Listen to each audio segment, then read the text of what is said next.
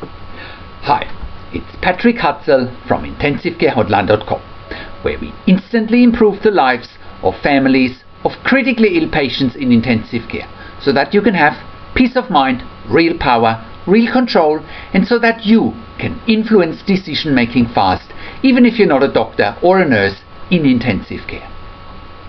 This is another episode of Your Questions Answered, and in last week's episode I answered another question from one of our readers, and the question last week was: I have MS, I was in ICU with pneumonia, and the intensive care team completely ignored my wishes to not have any life support. You can check out the answer to last week's episode if you're clicking on the link below this video. In this week's episode of Your Questions Answered, I want to answer another question from one of our readers, and in this week Peter from Melbourne in Australia asks: my dad had a stroke, has been in intensive care for more than two and a half months now, and is still ventilated with a tracheostomy. Will he ever get off the ventilator? Hi Patrick, I'm Peter from Melbourne in Australia. My 78-year-old dad has had a CVA and is in a minimally conscious state for the last 2.5 months. Ever since he has been on a ventilator, although in the past 2 weeks the doctors have tried to wean him off twice, once for 36 hours and another time for 45 hours. However, after that he became breathless and he became extremely tired. Can you please advise me how you feel about my dad's situation and about his case? Do you think my dad will be able to breathe properly without the support of a ventilator or not? Hi Peter, thank you for your email and thank you for making contact. First of all, I'm very sorry to hear what you and your family are going through with your dad's long-term stay in intensive care. It's extremely challenging and frustrating when you are confronted with a loved one being a long-term patient in intensive care. It's even worse once you realize that your critically ill loved one is unable to be weaned off the ventilator. In your dad's situation, from what you describe and from what I can see, having been in intensive care for 2.5 months after a stroke, and the intensive care team only tried to take your father off the ventilator on 2 occasions, one over 36 hours and another one over 45 hours, doesn't appear to be a long enough time frame in order to succeed. Having said that, normally weaning a critically ill patient off the ventilator can take sometimes weeks or even months, and normally what happens is to start a weaning regime, and those weaning regimes often start slow, with having 2 hours off the ventilator a day and then slowly increasing the time that your dad can stay off the ventilator. The goal would then be within a few days or a few weeks to have your dad breathing without the ventilator during the day, and then having a rest period overnight where your dad can be supported by the ventilator overnight. Of course, this can be difficult to be achieved, especially if your dad had a severe stroke that keeps him unconscious. However, as a rule of thumb, you and your family may have to be patient, and once again, just from what you describe, within a 2.5 month time frame, trying to wean your dad only twice over a 36 and a 45 hour period is not long enough and sounds very vague to me.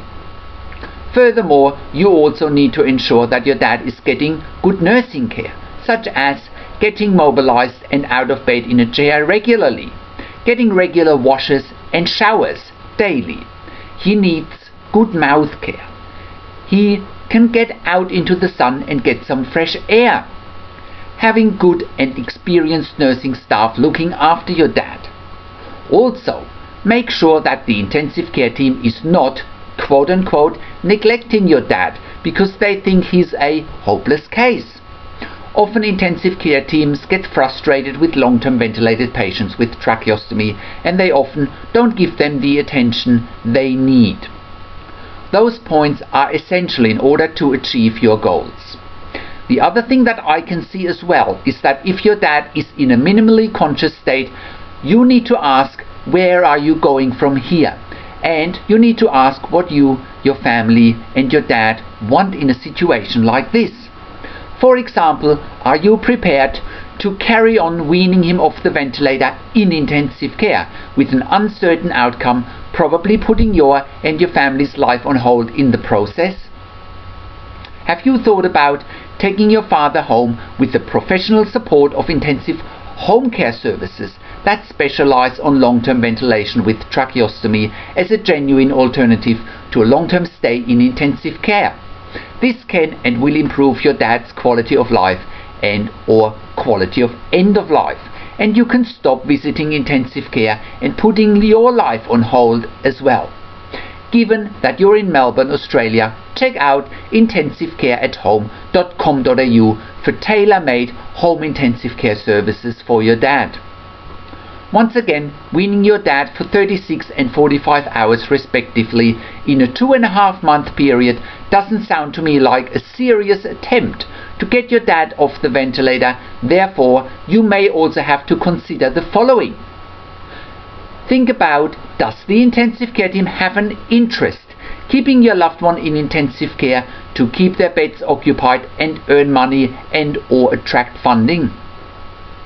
Think about, would the intensive care team conduct any medical research on your dad, and do they therefore not have an interest in getting your dad off the ventilator? What would your dad want in this situation if he could make a decision himself?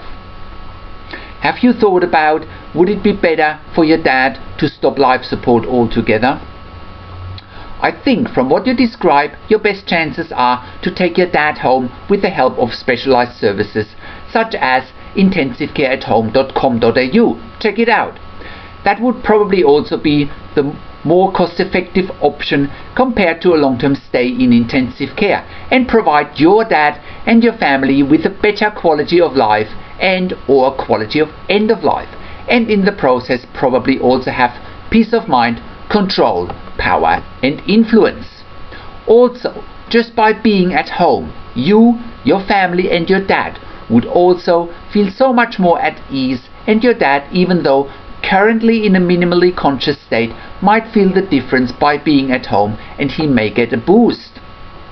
I have also put some related articles that will help you in your situation below this video. Check out the links to some related articles about ventilation and tracheostomy, and also about some other examples where people have been on a ventilator for a long time. And I have put in some links to some articles that will help you dealing with the intensive care team as well, so that you have peace of mind, control, power and influence. I really hope that I was able to serve you, Peter, with my answer, and please let me know if you have any more questions. How can you have peace of mind, control, power and influence whilst your loved one is critically ill in intensive care? You get to that all-important feeling of peace of mind, control, power and influence when you download your free Instant Impact Report now by entering your email below. In your free Instant Impact Report, you learn quickly how to get peace of mind, real power and real control, and how you can influence decision making fast whilst your loved one is critically ill in intensive care. Your free Instant Impact Report gives you in-depth insight that you must know whilst your loved one is critically ill or is even dying in intensive care. Sign up and download your free Instant Impact Report now by entering your email below. In your free Instant Impact Report, you learn how to speak the secret intensive care language so that the doctors and the nurses know straight away that you are an insider and that you know and understand what's really happening in intensive care. In your free report, you will also discover how to ask the doctors and the nurses the right questions. Discover the many competing interests in intensive care and how your critically ill loved one's treatment may depend on those competing interests. How to eliminate fear, frustration, stress, struggle and vulnerability even if your loved one is dying. You get 5 killer tips and strategies helping you to get on the right path to peace of mind, control, power and influence in your situation. You will get plenty of real-world examples that you can easily adapt to your and your critically ill loved one's situation. How to stop being intimidated by the intensive care team and how you will be seen as equals. You'll get that crucial behind the scenes insight so that you know and understand what's really happening in intensive care and how you need to manage doctors and nurses in intensive care. And it's not what you think. Thank you for tuning into this week's episode of Your Questions Answered, and I'll see you again in another update next week. Make sure you also check out our blog section with more tips and strategies, or send me an email to support@intensivecarehotline.com with your questions. This is Patrick Hutzel from intensivecarehotline.com, and I'll see you again next week in another update.